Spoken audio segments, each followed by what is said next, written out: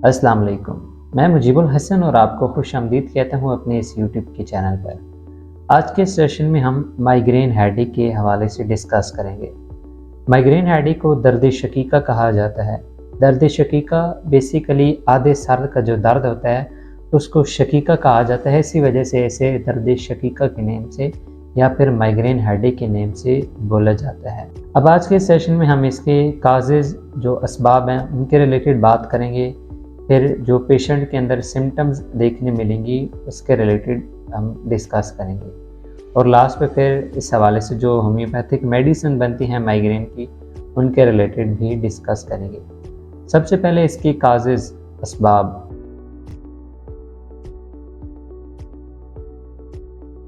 Migraine headache basically एक नौबती किस्म का दर्द है। नौबती से मुराद है जो कि अचानक शुरू होता है। ये सुबह के वक्त तलुए आफ्ताब के साथ शुरू होता है, जब सूरज निकल रहा होता है उस टाइम ये स्टार्ट होता है, और शाम को जब सूरज गुरूब होता है जैसे जैसे उस तरह इस दर्द में या इस दर्द की जो शिद्दत होती है उसमें कमी आने लग पड़ती है। अब मोस्टली ये दर्द जो होता है या मोस्टली इस पेन की जो पेशेंट्स होते हैं वो फीमेल्स होती हैं। मेल्स के अंदर भी ये प्रॉब्लम देखने मिलती है, लेकिन ज़्यादातर जो पेशेंट्स होती हैं वो फीमेल होती हैं। इसकी जो रीज़न बन रही होती है वो बॉडी में काफ़ी ज़्यादा वीकनेस वगैरह। अब फीमेल के अंदर जो वीकनेस देखने मेरी होती है उसकी दो रीज़न्स देखने मिलती हैं। एक तो वो फीमेल्स जो कि बेबी को काफ़ी ज़्यादा फीड कराती हैं जिस वजह से उनके अंदर वीकनेस स्टार्ट हो जाती है, और दूसरी वो फीमेल्स जिनको काफ़ी ज़्यादा लंबे टाइम तक मेंसेस की प्रॉब्लम रहती है, या इसका ड्यूरेशन जो होता है उनका वो काफ़ी ज़्यादा लॉन्ग टाइम तक रहता है। ये इसकी मेजर रीज़न फीमेल के अंदर बन रही होती है। उसके अलावा जैसे मैंने बात की है कि वीकनेस वगैरह, तो वीकनेस जो होती है वो होल बॉडी के रिलेटेड आ जाती है। बॉडी वीकनेस के अलावा जिन पेशेंट्स में डाइजेस्टिव सिस्टम की प्रॉब्लम्स काफ़ी ज़्यादा रहती हो, या फिर उन्हें काफ़ी ज़्यादा कॉन्स्टिपेशन की प्रॉब्लम रहती हो, इन दोनों सूरतों में भी माइग्रेन की जो डिज़ीज़ है वो हो सकती है पेशेंट्स। तीसरी कैटेगरी उन पेशेंट्स की आ जाती है जिनको लंग्स की काफ़ी ज़्यादा प्रॉब्लम रहती है। अब लंग्स की प्रॉब्लम से मुराद आ जाती है कि जिन पेशेंट्स को काफ़ी ज़्यादा लंबी ड्यूरेशन तक नज़ला, ज़ुकाम वगैरह की प्रॉब्लम रहती हो, जिस वजह से बलगम काफ़ी ज़्यादा लंबे टाइम तक बॉडी के अंदर रहती हो या बन रही हो, तो उस वजह से दर्द शकीका माइग्रेन हेडेक काफ़ी ज़्यादा पेशेंट्स को हो सकता है।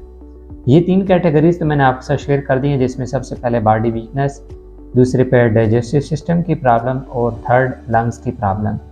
अब चौथी कैटेगरी आ जाती है कि ये जो डिज़ीज़ है माइग्रेन हेडेक ये मुरूसी भी हो सकती है, मतलब विरासतन भी ये आगे शिफ्ट हो सकती है। पेरेंट्स के ज़रिए आगे उनके जो चाइल्ड हों उनमें ये डिज़ीज़ आ सकती है।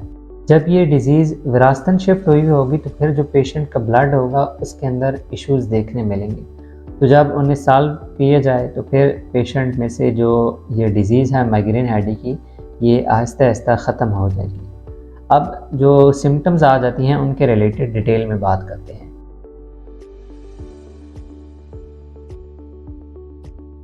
जैसे मैंने पहले बताया है कि ये दर्द सुबह के टाइम स्टार्ट होता है। जो जो सूरज आहिस्ता आहिस्ता तुलू होना स्टार्ट होगा, जो मरीज़ होगा उसमें दर्द आहिस्ता आहिस्ता स्टार्ट होने लग पड़ेगा।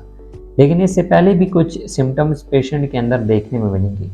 जब सुबह के टाइम कोई शख्स जागता है जिसमें माइग्रेन हेडेक की प्रॉब्लम काफ़ी ज़्यादा देखने में मिली हो, तो उसकी कुछ ऐसी लम्हात होंगी कि जब वो सुबह को जागेगा तो उसे आहिस्ता आहिस्ता हल्के हल्के चक्कर महसूस होंगे।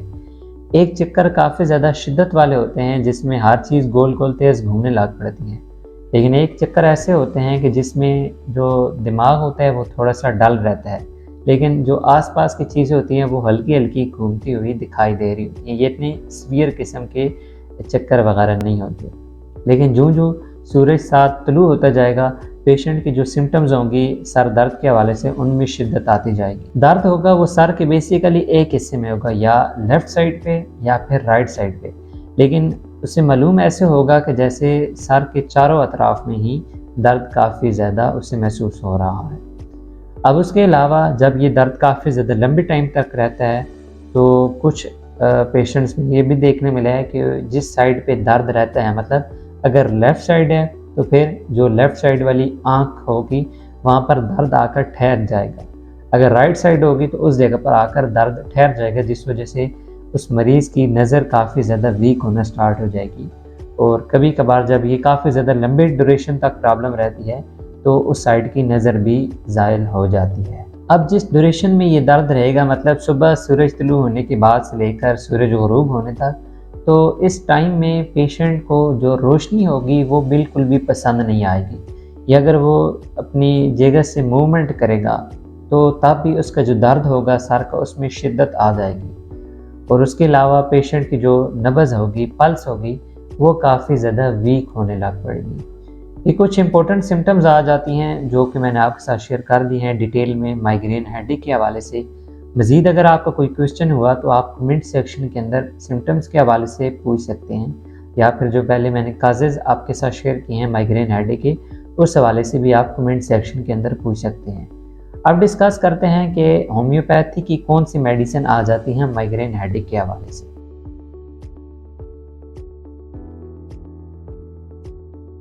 3 होम्योपैथिक मेडिसिन जो कि काफ़ी ज़्यादा बेस्ट मानी जाती हैं माइग्रेन हेडेक के केस में। सबसे पहली मेडिसिन आ जाती है नेट्राम्योर। नेट्राम्योर होम्योपैथिक मेडिसिन की सिम्टम है कि जब सुबह के वक्त सूरज तुलू हो और उसके साथ सर दर्द स्टार्ट हो जाए। सूरज जूं तेज़ होता जाएगा, इस तरह सर के दर्द जो होगा इसमें शिद्दत आने लग पड़ेगी। सूरज जब ग़ुरूब होगा तो उसके साथ ही दर्द की शिद्दत ख़त्म हो जाएगी।